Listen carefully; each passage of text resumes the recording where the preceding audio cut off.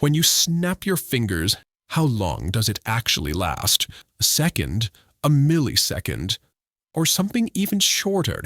Turns out, defining now is way more complicated than you'd think.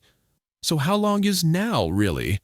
When it comes to our brain, the idea of now is just a clever illusion packed in between science and philosophy. I bet you, your perception of time might not be as accurate as you think. So what are we really talking about when we say now? To most of us, now feels like a single, fleeting moment, something that's happening right this second. But to scientists, now is a little more complicated. It's what they call the perceptual present, a brief window of time that your brain processes as a single experience. The now that you experience isn't a razor-thin point in time. It's not an instant. It's actually a chunk of time which some research suggests can be about 2 to 3 seconds long. So, when you're listening to someone speak, watching a scene unfold, or even snapping your fingers, your brain collects all that sensory information over those 2 to 3 seconds and stitches it together into one unified moment, what you may call now. But don't be fooled. This now is not a single, continuous flow. It's more like a short episode in the movie of your life, and this is just one layer of how we perceive time. Think of how a video camera works. It records the world in frames per second, and then those individual frames are played back in a rapid sequence, giving the illusion of smooth motion. Well, your brain works in a similar way. It has its own internal frame weight, which determines how you perceive the flow of time. For most people, this frame rate is around 13 milliseconds per frame. That means your brain updates your sense of now about 75 times per second. This rapid flickering is happening all the time, and yet your experience of now feels continuous, seamless, like a never-ending stream. That's why fast-moving objects or sudden flashes of light can sometimes seem blurry. Your brain can't process all the information quickly enough to keep up. So is now the 2 to 3 second chunk, or is it the 13 millisecond snapshots? It's both, depending on how you look at it. But there is another mind-bending angle in physics that states that now doesn't actually exist. Time, in the physical world, is more of a continuous line with no special point that marks the present. This becomes especially important when we start talking about Albert Einstein's theory of relativity.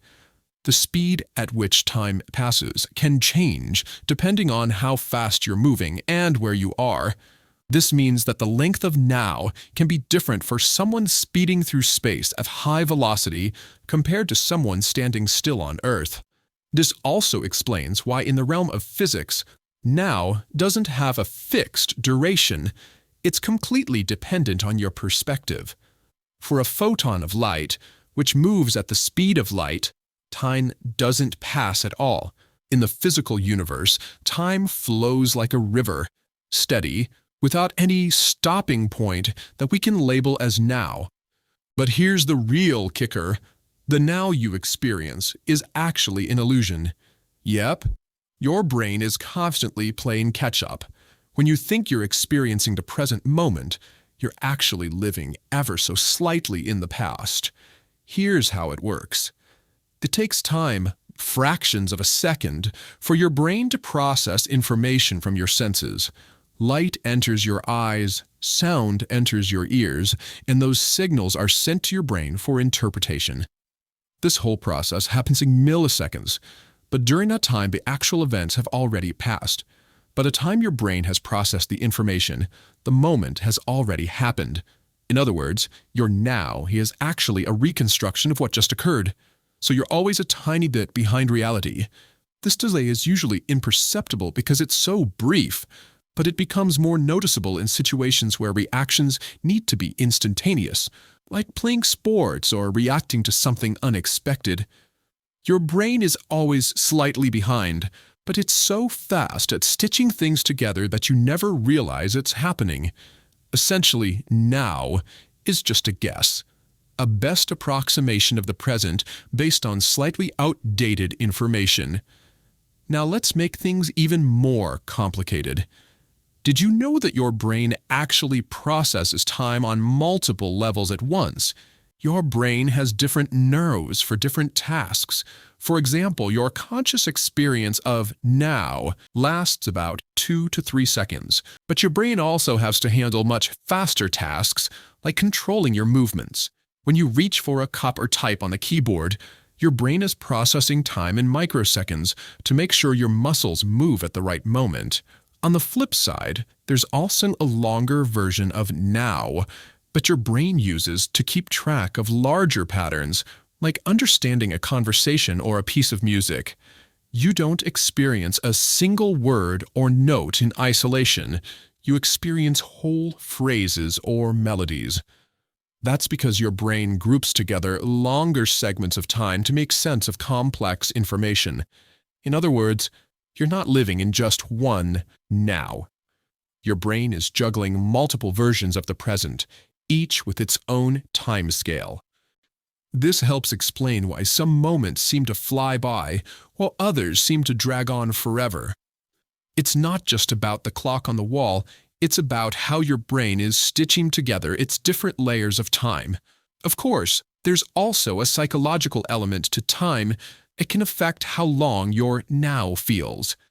For instance, time seems to slow down when you're bored or waiting for something, but it speeds up when you're having fun. Why does this happen?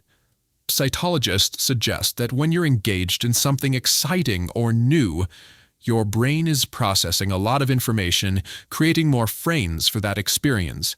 When you look back on it, it feels like the time flew by because your brain had more to do in that moment. On the flip side, when you're bored, your brain isn't processing much new information, so it stretches out the now, making it feel like time is crawling. This also explains why time seems to speed up as we get older. When you're a kid, everything is new.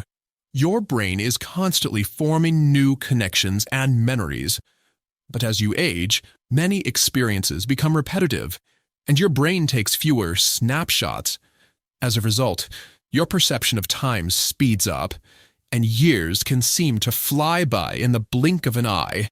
Whether now is a fraction of a second or a few seconds long, what matters is that your experience of the present is a beautifully complex mix of biology, physics, and perception, and maybe, just maybe, that's the only answer that really matters.